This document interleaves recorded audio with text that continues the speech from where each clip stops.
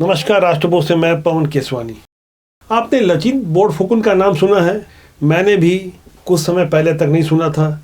इतिहास में मास्टर की डिग्री है मेरी, लेकिन मुझे कभी भी इनके बारे में पढ़ाया नहीं गया। पूर्वोत्तर के महान सेनानायक, सेनापति, पूर्वोत्तर के शिवाजी कहलाने वाले लचित बोरफुकन ने 1622 से लेकर 1652 के बीच मुगलों के छक्के छुड़ा दिए। गुवाहाटी और उसके आसपास मुगलों को उन्होंने जिस तरह से बार बार खदेड़ा, उनका जिक्र इतिहास की पुस्तकों में नहीं किया गया है।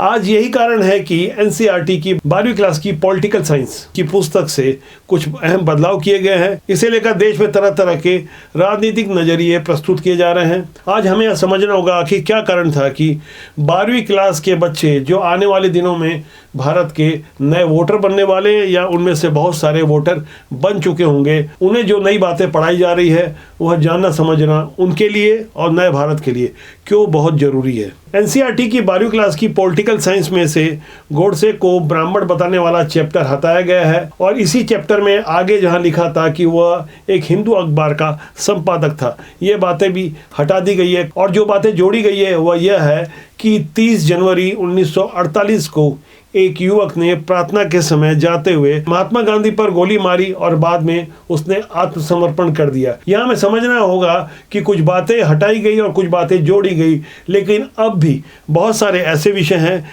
जिन्हें देश को जानना समझना जरूरी है कि 1948 में 30 जनवरी के दिन जब महात्मा गांधी की हत्या की गई, उसके अगले ही दिन यानी 31 जनवरी से लेकर 3 फरवरी तक महाराष्ट्र के पुणे में जो कुछ हुआ उसे आज तक क्यों छुपाया जाता है? कैसे चित्पावन ब्राह्मणों का कत्लेआम हुआ? ये संख्या हजारों में बताई गई। कोई संख्या को 5000 बताता है तो कोई 8000 बताता है। यह संख्या कितनी थी यह बताना तो दूर, कभी भी इस घटना का जिक्र तक नहीं होता है। ठीक वैसे ही जैसे 1948 के आखिरी के 2 अंक को अगर आगे पीछे कर दिया जाए तो 1984 होता है। इंदिरा हत्याकांड के बाद जिस तरह से सिखों का नरसंहार हुआ, उसे भी जानबूझकर छिपाने की लगातार कोशिश होती है। एनसीईआरटी की पुस्तकों में कुछ अहम बदलाव हुए तो उसमें मुगलों के महिमा मंडन वाले जो 30 पन्ने हटा दिए गए। उसके अलावा गुजरात दंगों के बारे में सांप्रदायिक उन्माद की जो बातें लिखी गई थी उसे भी हटाया गया है। और आरएसएस पे 1948 में जो बैन किया गया था, जिन राजनीतिक कारणों से बैन किया गया जिसे बाद में न्यायालय ने गलत माना,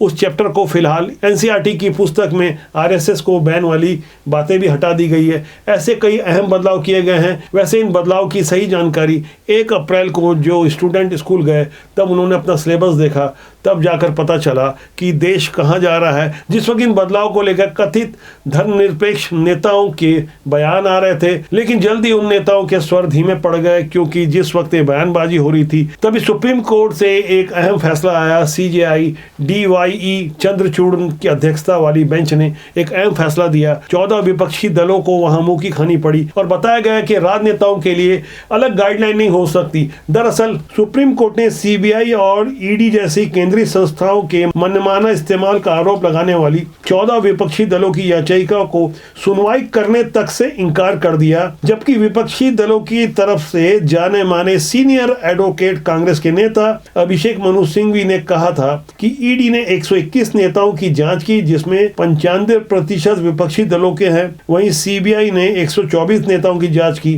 जिसमें 95% से अधिक विपक्षी दलों से हैं। तो इस मामले में सुप्रीम कोर्ट के मुख्य न्यायाधीश की अध्यक्षता वाली बेंच ने यह अहम फैसला सुनाते हुए यह संदेश दिया कि किसी के लिए भी देश में अलग कानून नहीं हो सकता। यदि विपक्षी दलों को लगता है कि उनकी जांच ज्यादा हो रही है तो इसका सामना उन्हें राजनीतिक स्तर पर करना चाहिए। सुप्रीम कोर्ट के इस अहम फैसले के बाद अब सारे रास्ते बंद हो गए हैं। सीबीआई, ईडी और इनकम टैक्स जैसी केंद्रीय संस्थाओं के विरुद्ध जो आरोप लग रहे थे वो आरोप तो एक तरफ लगता है आने वाले दिनों में इसे लेकर और बड़ा घमासान हो सकता है, क्योंकि केंद्रीय एजेंसियां हो सकता है अब और ज्यादा फुर्ती से काम करे।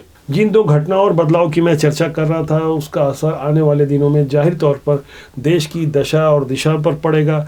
आने वाले समय में देश में कई चुनाव हैं। 5 राज्यों के विधानसभा चुनाव के बाद अगले साल लोकसभा के चुनाव हैं। कुल 864 विधानसभाओं के चुनाव होंगे, जिसमें 110 लोकसभा सीटें आती है। जाहिर तौर पर जब एकजुट होता जा रहा विपक्षी दल सुप्रीम कोर्ट से भी मात खाएगा तो इससे हतोत्साहित होना स्वाभाविक है। बदलाव के दौर में जहां हम नए भारत की कामना कर रहे हैं, वहां बहुत कुछ बदलने वाला है। जो लोग देश की राजनीति बदलने की बात करते थे वो जेल में है, जैसे कि दिल्ली के शिक्षा मंत्री मनीष सिसोदिया और उनकी पार्टी के सुप्रीमो अरविंद केजरीवाल बड़ी बड़ी बातें किया करते थे। अब जब 31 मार्च को दिल्ली के स्कूलों का रिजल्ट आया, आपको जानकर हैरानी होगी, जिस दिल्ली की शिक्षा नीति का दम्भ ठोका जाता था और न्यूयॉर्क टाइम्स में पेड न्यूज छपाकर ढिंडोरा पीटा जाता था, करोड़ों अरबों के विज्ञापन छपाकर जिस तरह से चेहरा चमकाने की कोशिश होती थी, उन्हीं दिल्ली के स्कूलों में जहां 9वीं क्लास में 40% बच्चे फेल हो गए और 11वीं क्लास में 30% से ज्यादा बच्चे फेल हो गए। कुछ मार्क्स ही सोशल मीडिया के माध्यम से देखने को मिली, जहां बच्चों को 80 में से मात्र 2 अंक मिले। दावा किया जा रहा है कुछ ऐसे भी स्कूल हैं जहां 90% बच्चे फेल हो गए। ये वही दिल्ली है जिसमें सरकारी शिक्षा का दम ठोका जाता था और बड़ी बड़ी बातें की जाती थी। यानी राजनीति में झूठ और विज्ञापन के सहारे आप कुछ भी प्रस्तुत कर सकते हैं। ये उदाहरण है बच्चों का रिजल्ट।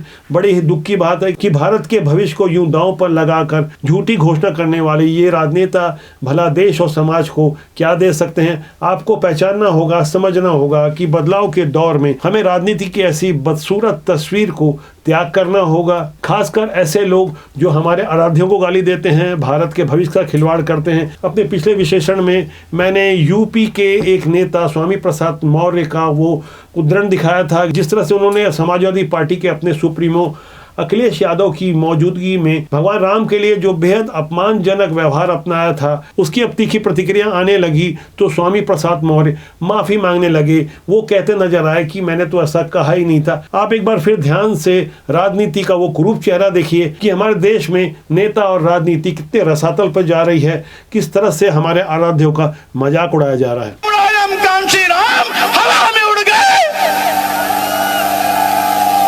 अभी मेरी आवाज भारी है आप पर, ये फिर से बोलिए। जब मैं मुझसे ज्यादा आपकी भारी आवाज होगी तब मैं बंद करूंगा। मिले मुलायम कांची राम, मिले मुलायम कांची राम।